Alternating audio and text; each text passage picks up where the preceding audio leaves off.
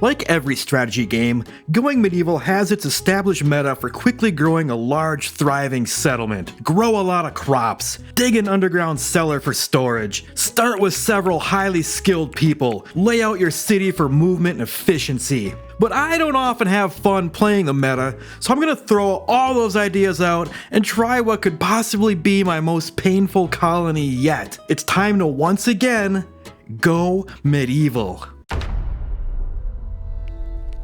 Meet our hero, John Jahns, an absolute massive mound of a man with a mustache straight from 1986, an Oak Brethren zealot who will be starting alone with nothing but the clothes on his back and a single pet dog. All of John's starting skills will be as low as they can go. And if you think it's because he's just a big dumb as an ox ginger brute, go check yourself for being a stereotyper. John actually grew up being forced to work in his father's smithy, a job which he absolutely had no interest in. The work he was forced to do didn't leave him any time to develop any life skills outside of smithery. He is actually a very curious fellow who can learn fast and will be very malleable regarding what he needs to learn to help his colony.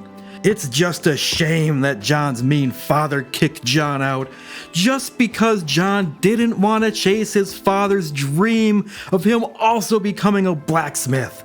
So Big John finds himself alone in the marshes, ready to start anew with only some smithing skills. A skill that will be mostly useless, as the new map type of Marsh is intended to be difficult and lacks the ores needed to really put the smithing skill to good use. Oh, but what the marshes lack in ore and limestone resources, it makes up for with trees and eels. Before I can begin building the superstructure that I want to create during this playthrough, I'm going to need to unlock the first research tech to get access to beams. So in the meantime, John will be living in this pathetic hovel until he can finish that research. My map has a few deposits of clay, and while I'd like to build this entire structure with brick, I don't want to touch those deposits until I have a villager who is more skilled at digging so the clay resources aren't squandered by inefficiencies. So in the meantime, John will be tapping into that sweet renewable resource, trees. And boy howdy, does this biome have a lot of trees. It's now the 6th day of spring and I have my beams unlocked. But before I start my construction, I'm going to need more wood. Part of this challenge is to try to exist in the hunter-gatherer lifestyle. So I'm not going to be planting any crops. That means no food in the ground, but that also means no trees being planted as well. From my previous playthroughs, it seemed that the new trees tend to grow up near living trees. So to manage my wood supply without a tree farm, I'm going to need to do more careful forest management. No clear cutting this time, but rather just focus on plucking out all the dead trees before they fall down for my wood needs. The first new settler arrived being chased by a marauder. Marauder. I'm doing this playthrough with the hard settings, but I like to turn down the event power on these slow single person starts just so I don't get overwhelmed immediately. FYI. Her name was Johama, and she wasn't a pathetic restitutionalist, so I let her in. And she's green. If you're wondering why she is green, it's because I briefly toyed with the idea of making this a Shrek playthrough and modded the game to allow green skin, and guess I forgot to remove that before starting the real playthrough. Oh well. Johama will be providing the workforce with carpentry, intellectual, and speechcraft. The marauder who was chasing Johama arrived, and they brought a friend. Ah! Having no weapons yet, John gave him the best fury his fist could unleash, but it wasn't enough. They smacked the Oak Brethren right out of him, breaking John's leg before leaving without Johama, whom they came for. He didn't recover from this broken leg until summer. But with John back in action, it was time to start building a superstructure, starting right here in the absolute center of the map, which I've marked with a foreboding sign. This single 3x10 tile room is just one of the many bricks in the wall I intend to build. A habitable wall that will cut this marsh into two, from border to border up into the heavens. which is why I'm using floors instead of roof tiles. It's gonna be some sweet shipping container end of days prepper aesthetic once I start stacking these rooms on top of each other. And I don't really have a good roleplay reason for doing this. I just thought it sounded neat and would satisfy the desire of building something silly, hideous, and completely inefficient. Just how I like it. A third, not green settler, Baldewolf arrived. He had the 1-2 punch of being into animal handling and culinary. But even more importantly, he has the green thumb perk. 35% bonus yield while foraging is going to be very helpful, I imagine. For the time being, I'm just going to chill with these 3 people until I can get a better handle on things. Because the last part of this challenge, the part that I suspect will invoke the most pain in the dupa, is that I am not going to dig an underground cellar. I mean, do you see all that water down there? I ain't digging into that. No way, no how. Seriously, underground cellars are the meta for a very good reason. Even the summer transition screen tells you to dig one. But I think this will be fun. A well-designed underground cellar holds most food from spoiling almost indefinitely, and from my experience, this seems to make the many ways to preserve foods an unnecessary waste of time and materials. So I'm hoping that by taking on this rule, it will force me to lean more into those preservation production chains. I researched agriculture, and even though I won't be growing anything, it is needed to unlock the food preservation technologies that I very much will need. And by using the don't sow option, I can still use the farming tiles to automate my settlers harvesting patches of wild plants that pop up around the map when they turn ripe. And oh my god, this duck almost rotted! Whew. Snatched it up just in time for 12 meats. It's now the middle of summer, and there already seems to be a lot less eel on the map than before. I haven't been actively harvesting them, so are the wild foxes eating them? Or is it a matter of springtime being for the eels? I haven't played the Marsh biome yet to have learned this, but I guess I'll learn in time. Quick time skip to winter. I expected autumn to be just about foraging and learning, and it was. I learned that the trick of throwing down an agricultural plot under plants, other than red currant, doesn't seem to work. This probably hinges on the pesky growing wild title that barley and flax have that the red currant doesn't. Oh well. I did allow a 4th villager in, but forgot to tend her wounds and she ended up dying.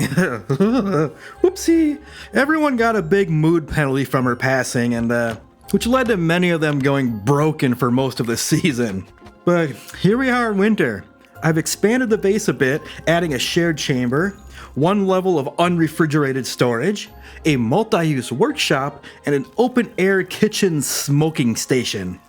The original room is still designated as multi-use, but in time, each function it is serving will get its own pod in the wall.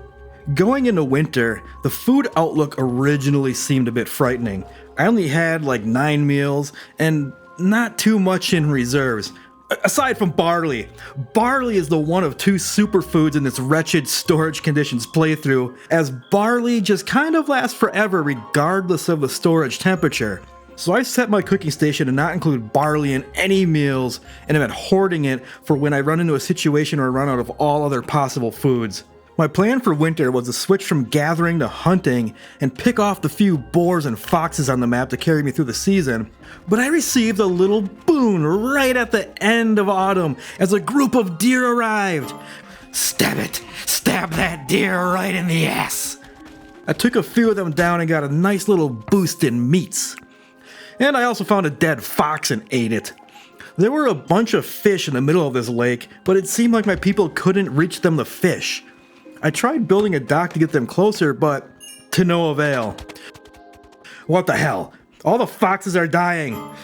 Whatever. Their loss is my nutrition, and I don't even have to work for it. Whee! I researched fermenting and set up a fermentation station.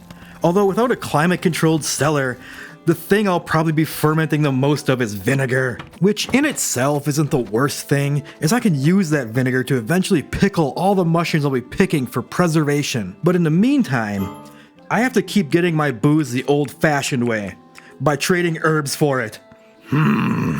There's less fish in the lake now. I didn't notice anyone fishing, so perhaps they just froze to death, or fish appeared? Jesus.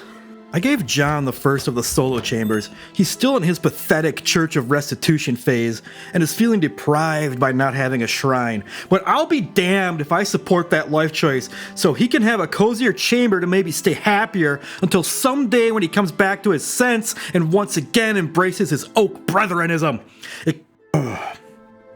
And except for a few boar hunts landing some of my boys in the infirmatory for much of the winter, I got through it pretty easily with plenty of raw food in reserve. However, summer is coming, and with summer will come the rottening. We'll have to wait to see how much of these reserves actually survive the summer heat. And on that note, I'm going to draw this chapter of the playthrough to a close. I'm making good progress on my god-awful base, but I still have a long ways to go.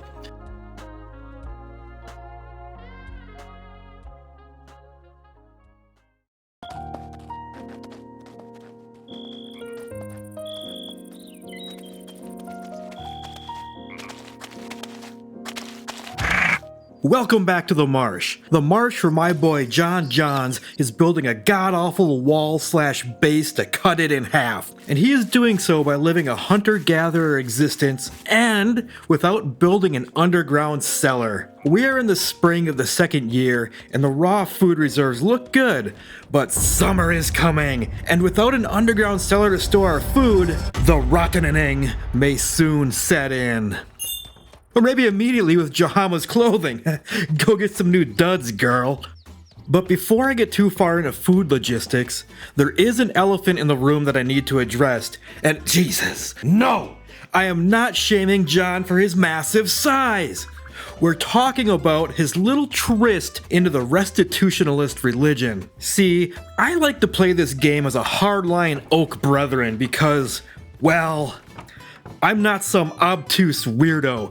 Last year when John got his leg broken by a marauder in the first spring, it also shattered his faith in oak brethrenism. I'd been hoping that perhaps Green Johama or Baldewolf would have influenced him back by now, but they haven't.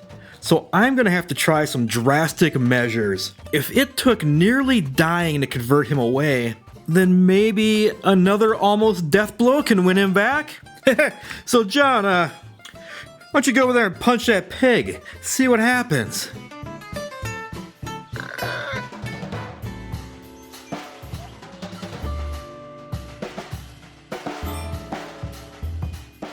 Well, that didn't work. Son of a bitch.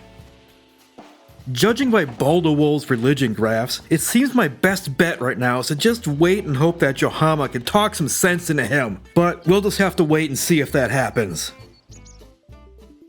With that failure behind me, I need to talk about research. Regarding tech research, I think I also want to throw one more log into the silly challenge fire as well. Basic technologies in this game only take one research type to unlock, while intermediate tech takes 2 types and advanced tech takes 3. I think I'm going to self-impose that I need to unlock all the tier 1 tech before unlocking anything in tier 2, and so on, just to slow me down a little bit more, okay? Okay.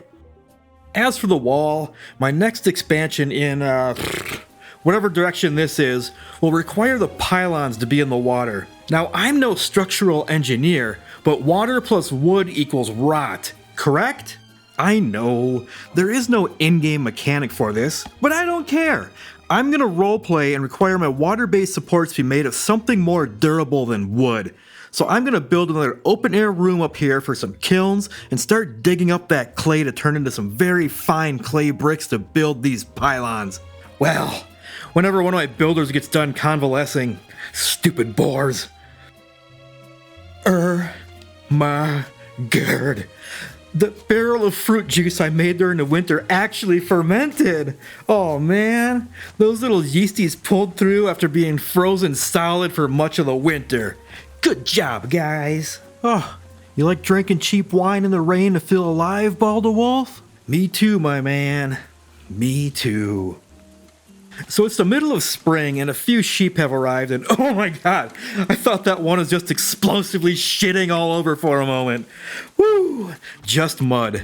But good time to point out that since this is a hunter-gatherer lifestyle, I will not be denying any useful animals their right to roam. So I won't be building any pens to throw them in and just force them to get to banging and breeding. But if any of those animals want to be friendly and hang out around the base and share their wool and milk, then I do have some very fine hand-picked local artisanal hay just sitting out for them to offer in trade.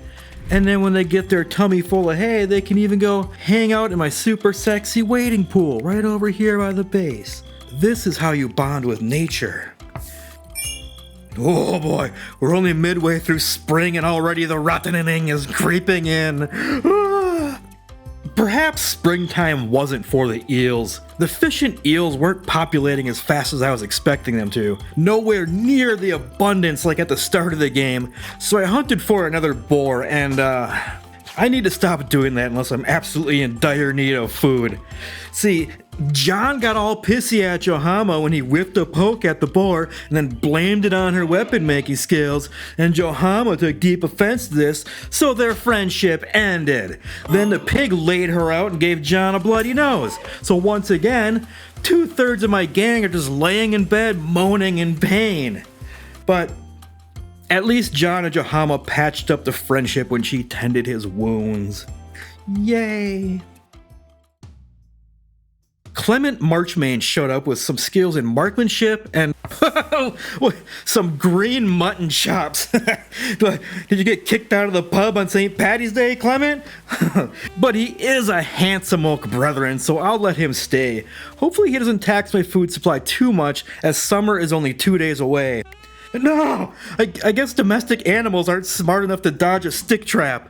Mayhaps I shouldn't lay them so close to the food I put out for them. My bad.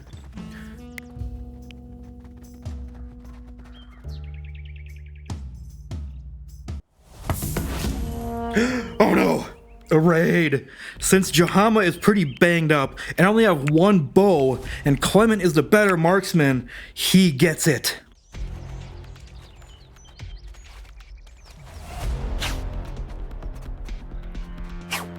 A bold stand was made at the doors of the compound, and this time those sticks Johama sharpened did their damn job. 4 of the raiders were dead, and the 5th was wounded and fleeing. Go get her, gang. Go stab her, John. Spear her. Sting her like a bee. Kill her. Poke her in the face. Poke her in the ribs. Come on. Kill her. Look how slow she's going. Just knock her out. You gotta be kidding me. Stab her. Stab her. Poke her. Just kill her. Right in the heart. Right in the heart. Jesus. Stab her. Just the pointy end. Put the pointy end in her.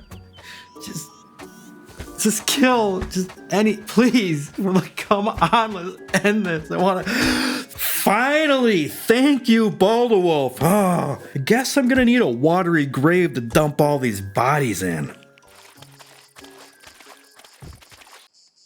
I suppose after some good old-fashioned murder is a great time to pivot to some strategy. So let's talk about the wall. You're probably wondering what kind of wall has a big gap under it that anyone can walk through. Well, a pretty shitty wall. But for one thing, I don't want my living quarters on the ground where any creepy deer can just walk up and watch my people sleep. Hence why it's lifted off the ground. But also, sort of like how I want my water pylons to not be wood for not any in-game mechanics reasons, I want the base of my wall to also not be boring old wood. It needs to be durable. Only limestone bricks will do. Sure, clay brick walls I can make for myself are just as durable, you're saying. But I'm into senseless grinds, and since this map type is very sparse on limestone resources, I'm gonna have to trade for it. This will require me to get a cartography table set up, to be able to set out my caravans, befriend some more beasts of burden to help move all the limestone back to the wall, and figure out some sort of production to give me goods to actually trade for limestone. And before any of that happens, I need to clear out the rest of the workstations in the entrance so I can morph it into its final form.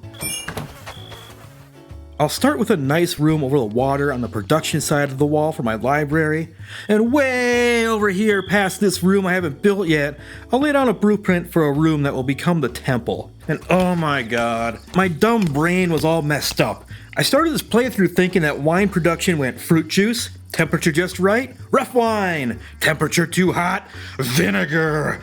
But in reality, it goes fruit juice straight in the rough wine, then if it's too hot, it turns into vinegar, and if it's not too hot, it turns into fine wine. I guess I'm very okay with this. My expectation is that getting any drinkable alcohol early on would be tough, but this actually helps them provide their drink needs, and then the leftovers will go on to be later used to pickle vegetables when it turns into vinegar. Hells yeah! And in this heat, that juice ferments fast.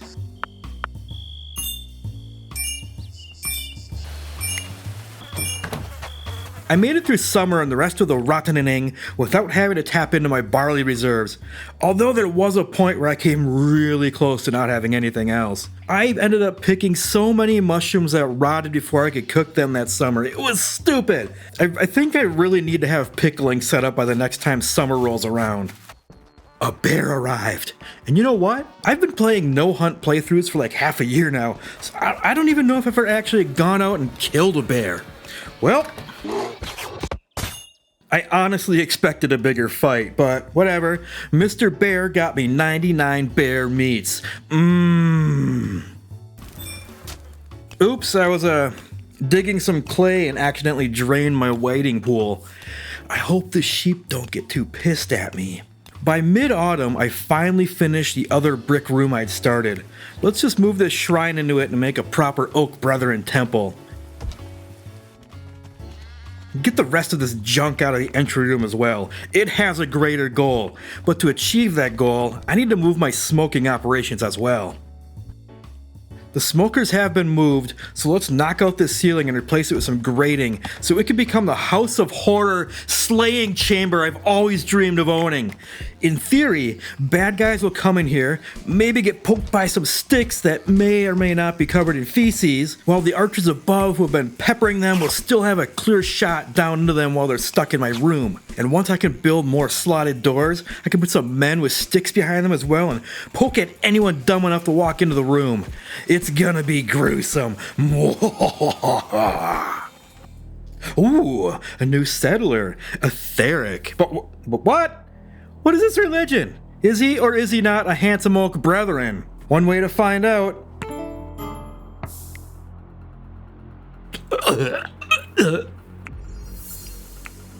But leave this stuff behind for me, okay? It's fair trade since he's gonna go raid my pantry before heading off.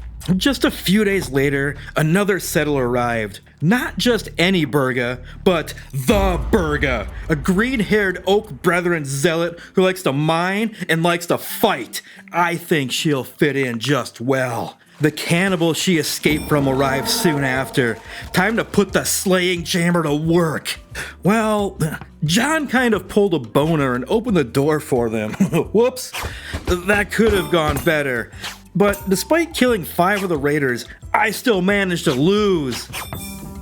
But on the upside, this squad did drop quite a few pieces of gear I could put to use. Entering winter, I was once again very low on food reserves, well, outside of my emergency barley. There weren't very many fish on the map, well, except for this huge school of pike that I can't reach. Ugh. Guess I better go whack some boar.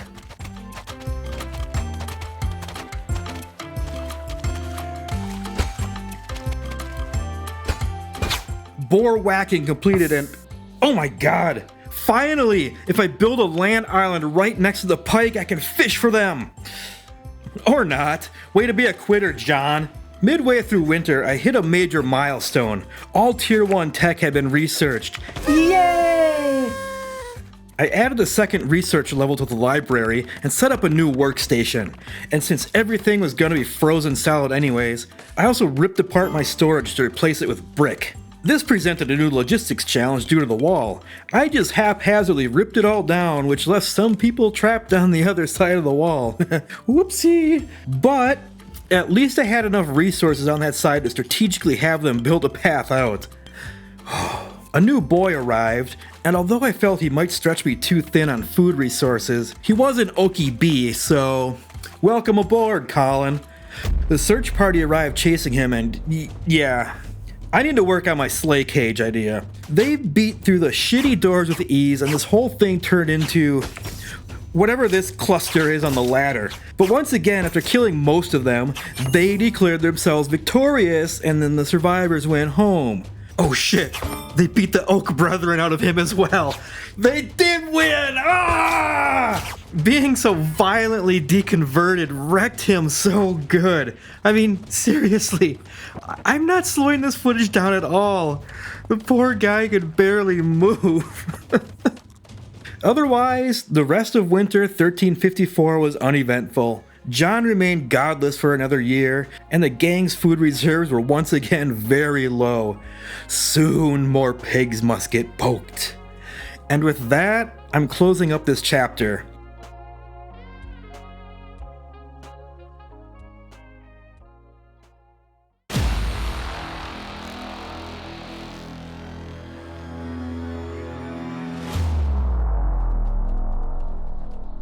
Here we are in the spring of 1355, the third year of this playthrough, and there is a new sense of dread hanging over the heads of all my people who call the Marsh and the god-awful wall base their home.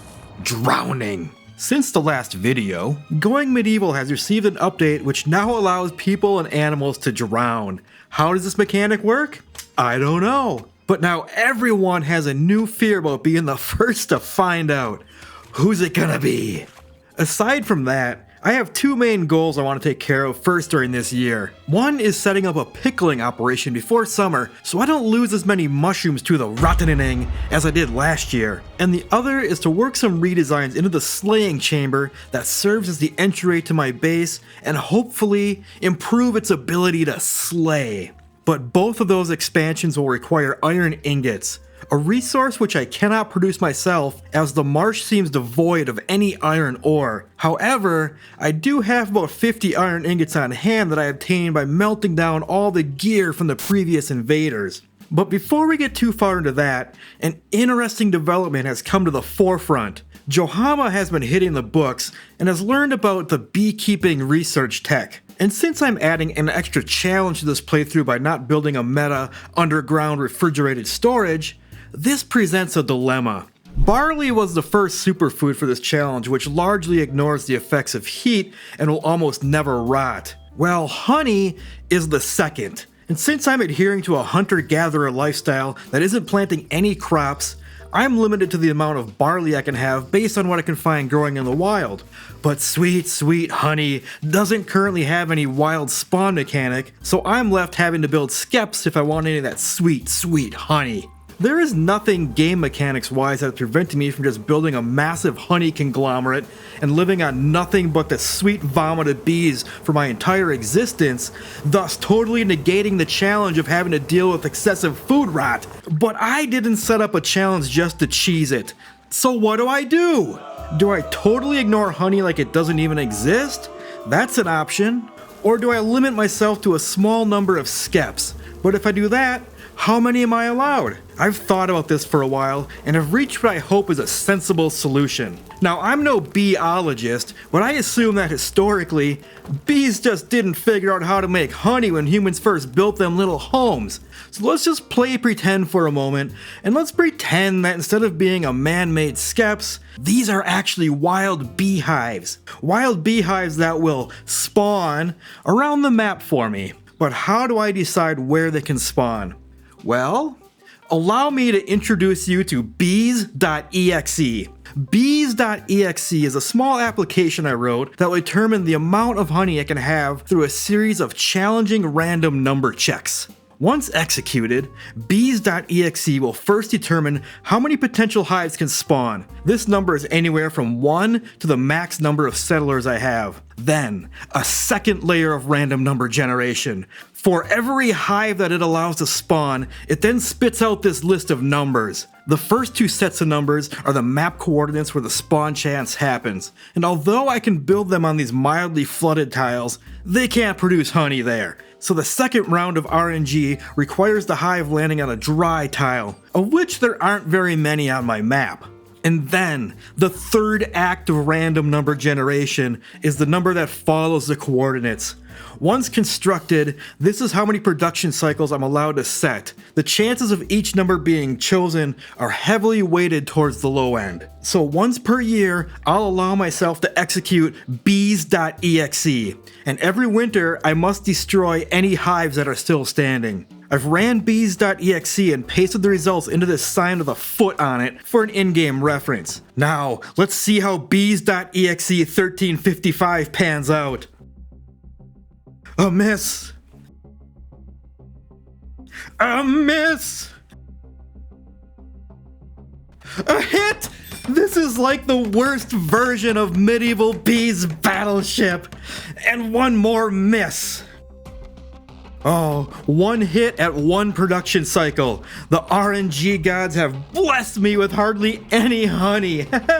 Rejoice. With the bees taken care of, I built a kitchen. And if I recall correctly, pickling works by passively occupying the workstation while the food pickles. So I jammed 3 stoves into the little room to increase my pickling throughput. Oh, and hells yeah, I could salt eels as well. And oh boy, I just remembered that I have almost no raw food outside of my barley. It is still very early spring as well, so there are 0 forageables on the map at the moment. So you know what that means. Pig fight!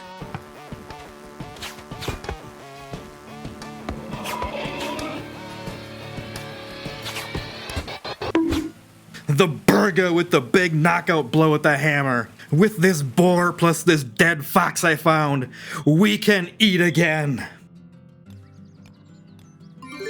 Whoops! Baldewolf didn't realize that barley was considered a vegetable, so it looks like he went and broke into my reserves and pickled a bunch of them. As yummy as pickled barley sounds, I have to put an end to that. Since Manic Pixie Greenskin Johama has the best charisma of the group, I made her her own chamber, complete with the cartography table she'll be needing to send out caravans to trade for anything we may need. Stone. On to improving the murder capacity of the entryway. I'll need to move my artisanal handcrafted hay for this. And I also need to remove the shitty lightweight doors I've been using and replace them with some nice thick reinforced doors.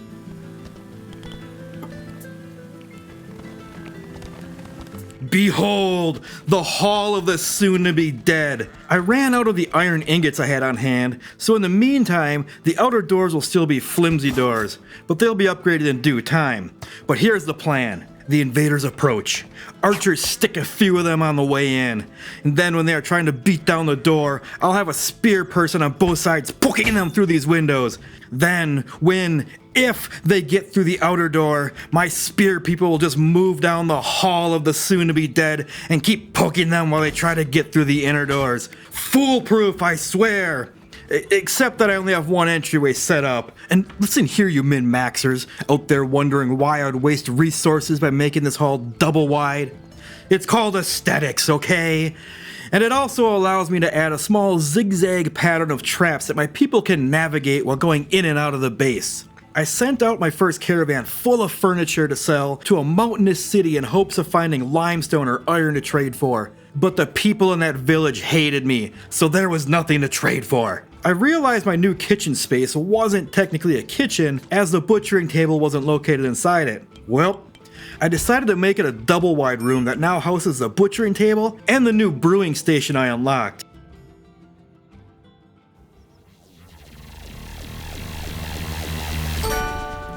"42 honey from my Bees.exe hive.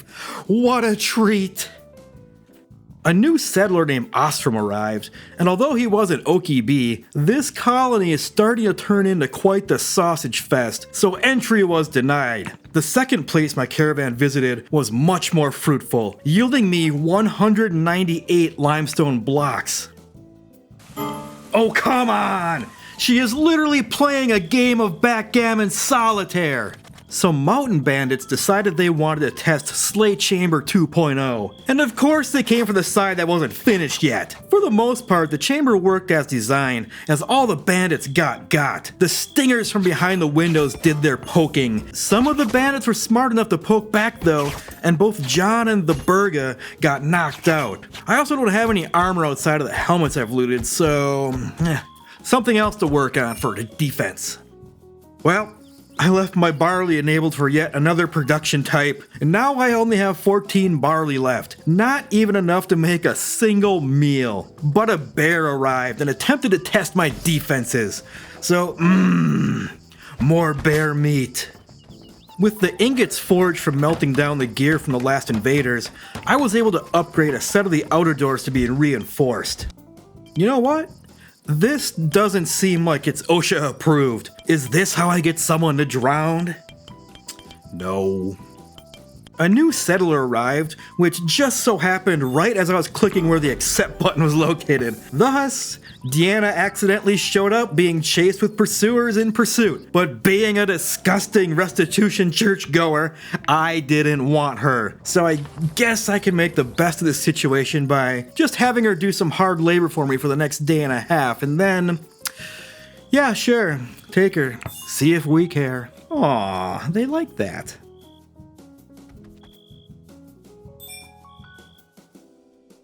I added a new room on the production wing to serve as an armory and start producing some actual armor for my gang, but whoops, gonna need more ingots. I didn't realize it at the time, but the thunderstorm that came through totally wiped out my stoves. My sweet stoves that cost iron ingots to build. I also realized I haven't been paying attention to the canine population of the wall, which had exploded to 9 dogs. I wanted to lower that number a bit, as I don't need that many dogs around. And would you judge me if I decided to slaughter them for food?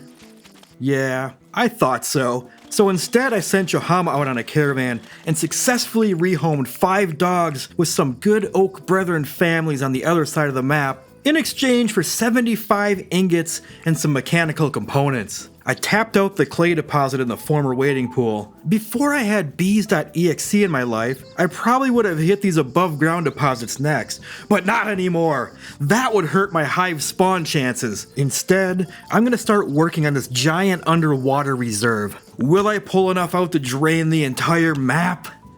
Probably not. Trupek the cat died, and if you think I'm beyond eating that cat, then you would be wrong. 11 kitty meats.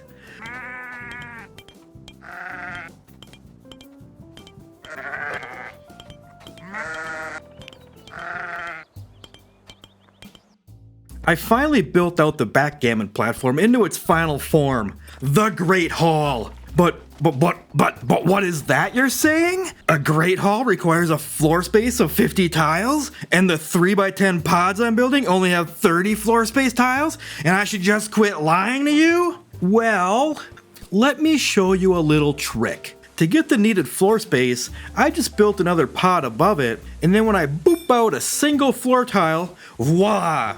A Great Hall is born! I've given in on hoarding barley, and am now allowing it to go towards beer production, and just had my first batch done in autumn. It is also shelf stable, so seems an okay use of what I can harvest in the wild. Looking at you, you giant patch of barley that I just can't reach as you're landlocked into the no-build zone. Once again, some raiders arrived. My people took up their places on the side of the wall that the attack was coming from. But oh no! The raiders pulled a fast one on them and went for the other side. Probably because I forgot to upgrade to the reinforced doors on that side. But alas, aside from John getting thumped again, the poke box slay cage did its job and 7 more corpses were offered up to the watery grave. By the start of winter, I had about 180 odd pickled vegetables in reserves. It seems that the pickling gambit has worked. I definitely didn't experience the same amount of mushroom rot like I had in the previous year. After nearly 3 years of trying, Baldwin finally trained the cattle that have been hanging around as a pet. Hooray for new friends! And speaking of new friends, a new runaway arrived, Eloise, with some stacked skills. She was also an Okie bee and not another sausage, so I accepted her. The pursuers arrived and my people took up their positions once again. Except for John. John, why? Why are you outside? Oh my god, run away! And aside from John being a complete dingus, it went as expected. So much blood. So many corpses.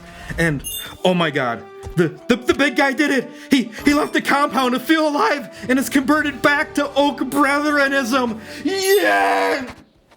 Son of a bitch. After pulling at my heartstrings like that, I'm not gonna be sad if you bleed to death from your anus, John.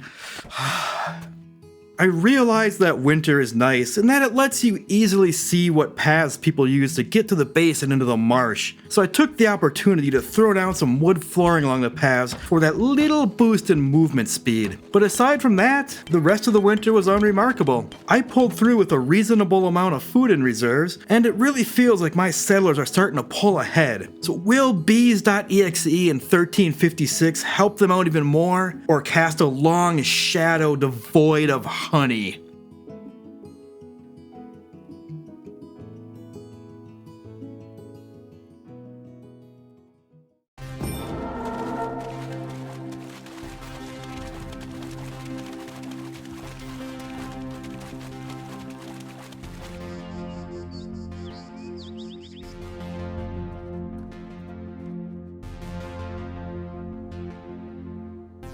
Hey! It is 1356, and we are back in the marsh where John Jahns is building a horrible wall to cut it in half. The previous episodes all ended up covering exactly 1 year of gameplay each, but I just want to state that I didn't set out with each episode covering 1 year as the plan.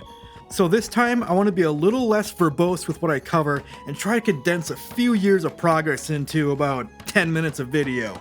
But before I can even do that, it is time for Bees.exe 1356.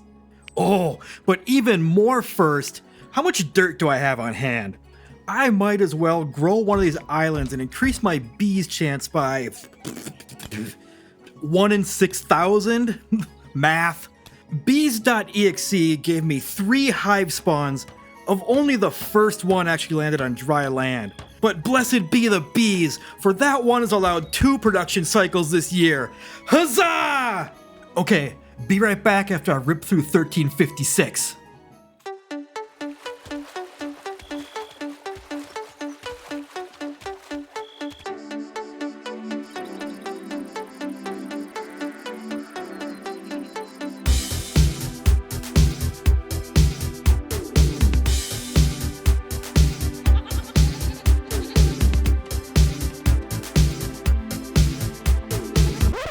Wow, what a year that was. Here are some of the highlights.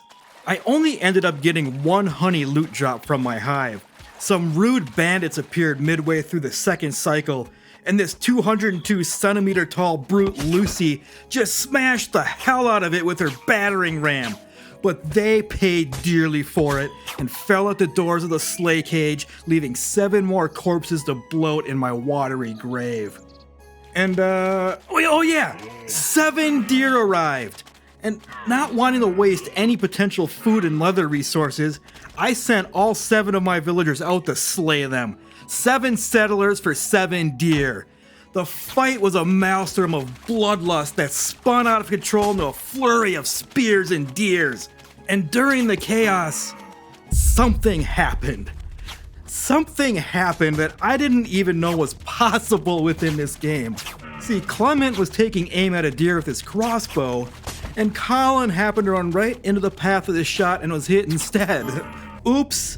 It seemed that this pissed Colin off a bit, as he immediately looked back towards Clement and returned a shot of his own, missing. But then Clement, who just had taken another shot at the deer, was like, "What the fuck you at, yo?"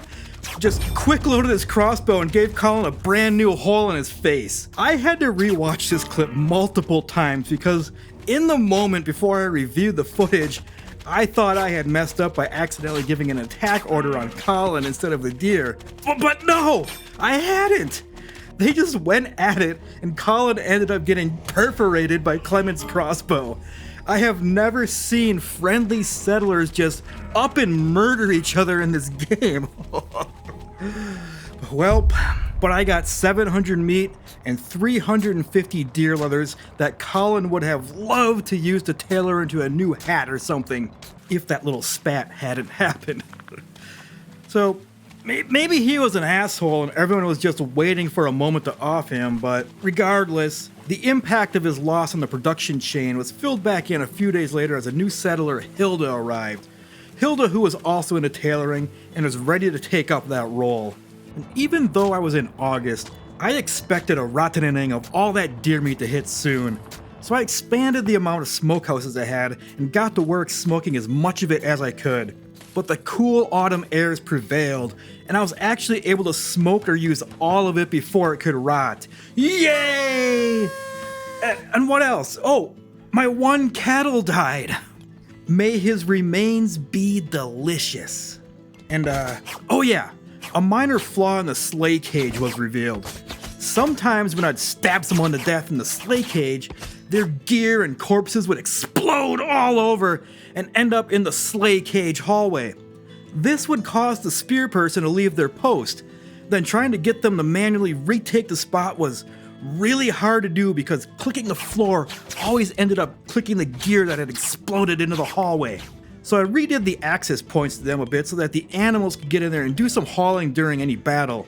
So next time, the dogs and goats of war will be ready like Johnny on the spot to clear out any gear that gets in the way. 1357 came, and it was once again time for Bees.exe. In order to increase my honey odds by another minuscule amount, I had spent some time in 1356 taking this dirt from over here and using it to slightly expand the little island I started last year. Will it help? Let's find out. Bees.exe me ASAP.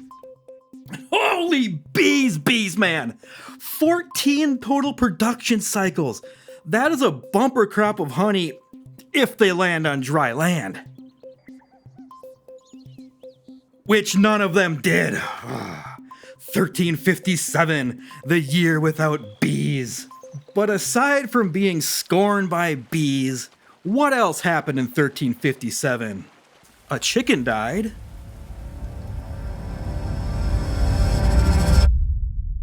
But even more wild chickens arrived and were quickly domesticated by Eloise.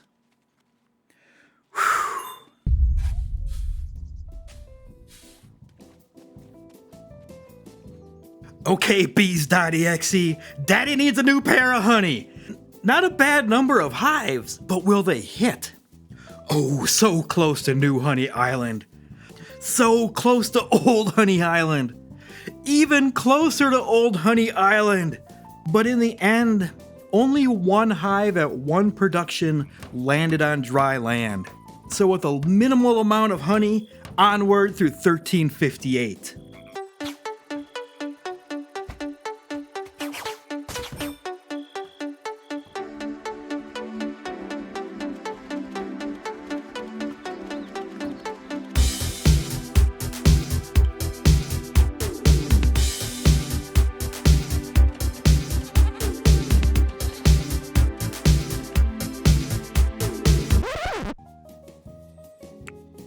I finished the research of every technology on the technology tree, so I slaughtered Joe Mama and ate her as she was no longer useful.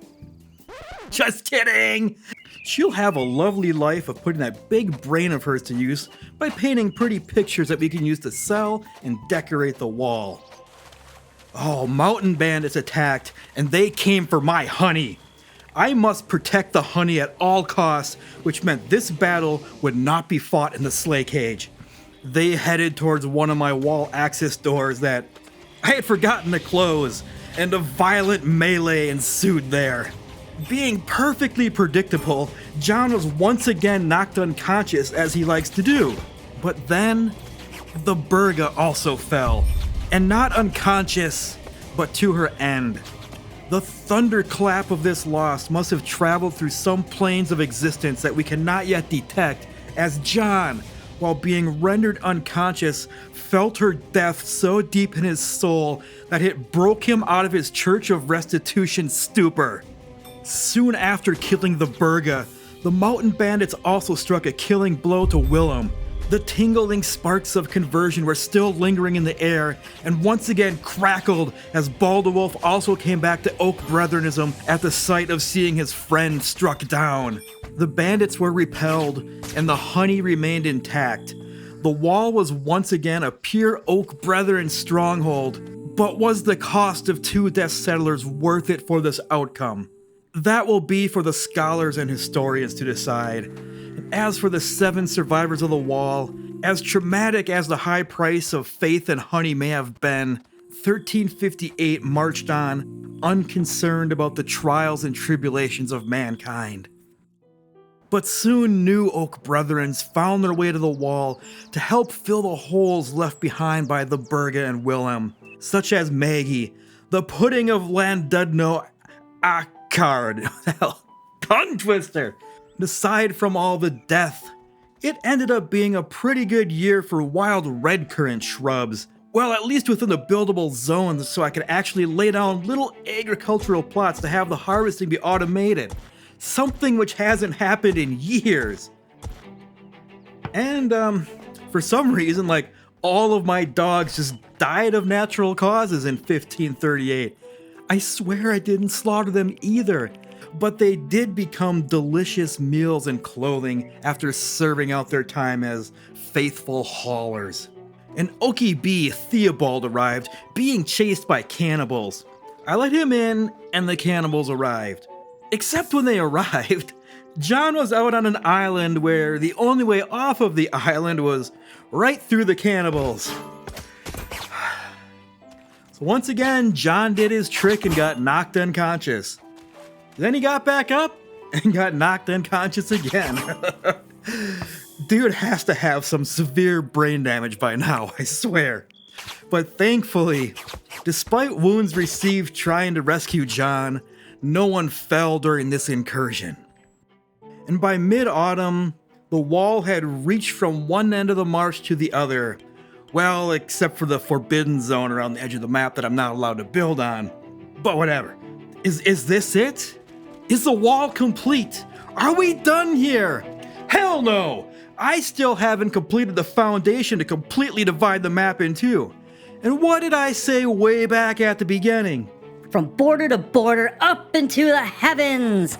The wall currently only stands at layer 10 of 16. There are still 6 more levels that need to be built before it can truly touch the heavens and let John spit in the faces of the restitution gods. And I still have all this untouched clay to do it with. But before I embark on the final production project, there's one more thing I want to take care of. These sections of the original wall that were made from wood instead of brick, I find to not be aesthetic. So I'm going to do the perilous task of slowly replacing the wood walls with clay, bit by bit, so as to not collapse the entire structure.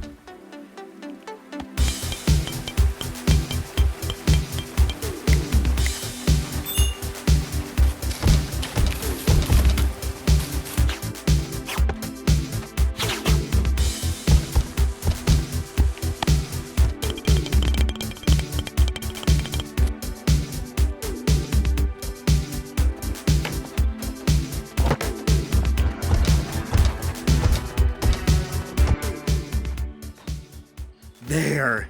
Is that not aesthetic? Damn right it is. Okay, I think I'm on a good place to end this for now. We are reaching the end of this story, and I hope you are having fun watching it.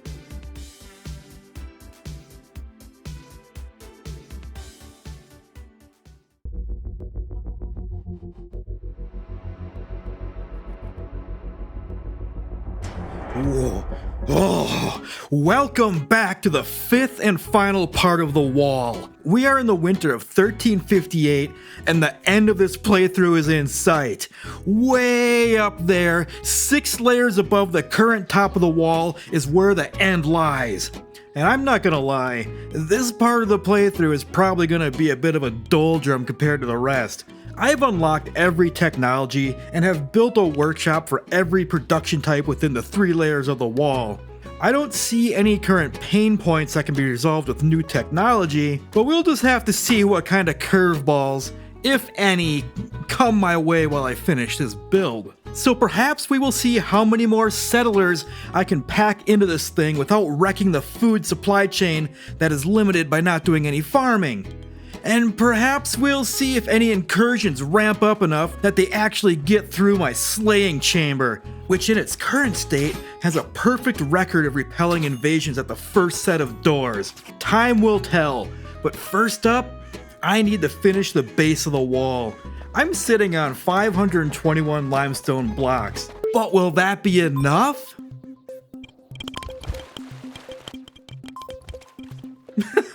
No. So I finally got to work mining the meager limestone reserves I had, and also manufacturing goods for Johama to set out with to trade for even more limestone.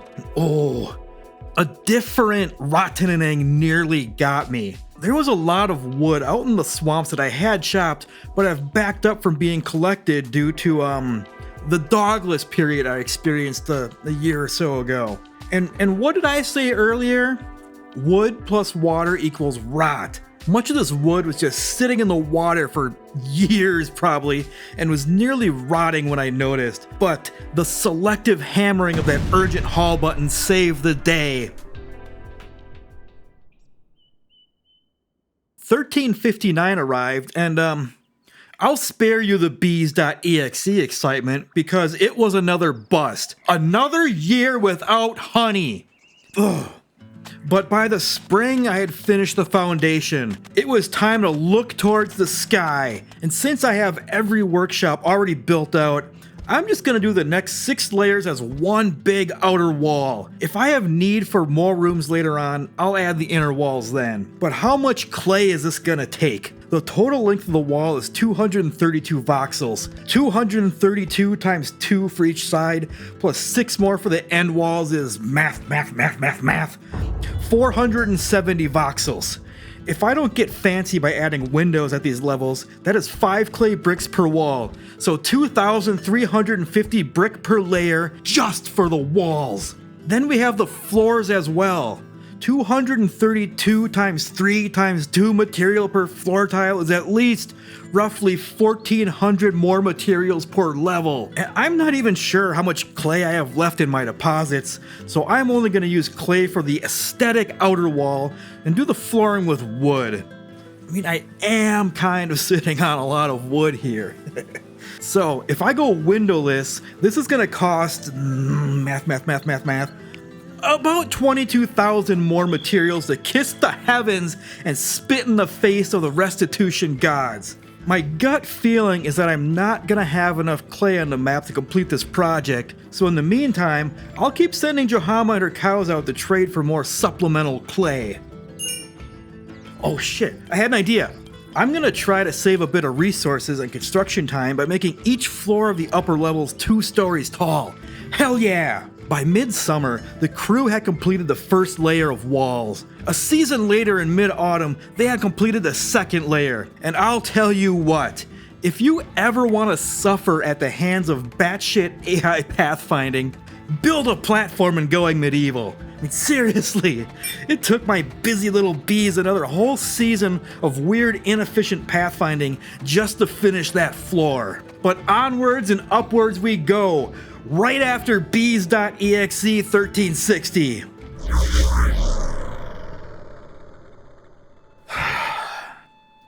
Once again, one hive at one production. What's a guy gotta do to get some honey around here? Jesus! But anyways, I'm sitting on 4,100 clay bricks, so time to blueprint up not 1, but 2 layers of the wall. Oh, the builders built, and Johama kept going out on trade for clay, and at the risk of losing my Bees.exe odds, I started mining the above ground clay as well, as I had mined all of my underwater clay. An incursion happened that finally actually got past one of my doors of the slay cage, but that was as far as they got before it cast away to the watery grave. By blueprinting the entire next layer with the floor, and by doing some micromanaging of the building to create better paths for the AI to use, the gang had reached layer 14 by the end of summer. On to the final layer, and for durability, the very tippy top shall also be brick instead of the cheap wood I have been using for these inner floors. Oh, just kidding. Can't make a roof at the max level, I guess.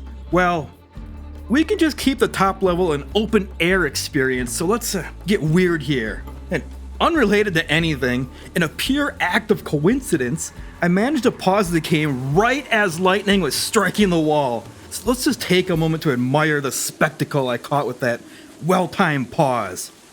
Okay, enough of that. By spring of 1361, the wall had been finished. John walked to the precipice of the uppermost level and spit in the face of the restitution gods. Shunned by his father, he had set out and completed something great with 10 other people who had believed in him. And with that accomplishment behind him, life would still go on for him and the others who had joined him in the Eden he had created. For it was spring 1361, and it was once again time for the final Bees.exe. John. What in the? Be quiet, narrator. I am talking to John. John, your father never loved you. Your father set his own path for you. You came to these marshes to set your own path. You have achieved that path, yet that path has left you unfulfilled. Your gods had abandoned you. I will fulfill you. I will love you. Become my surrogate. Let me guide you. No more mushrooms. No more eels. No more limits. Embrace honey.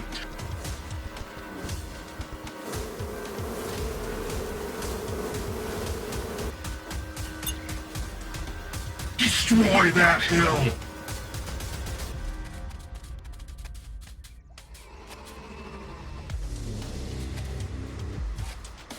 Acquire wood! Build a monument to Scaps! Embrace honey! Walk the halls of honey with pride! Show your honey pride! Destroy nature! Create your own environment! Succumb to honey! Destroy nature! Create your own environment! Succumb to honey! Destroy nature! Create your own environment! Succumb to the hive! Create your own environment! Become hive!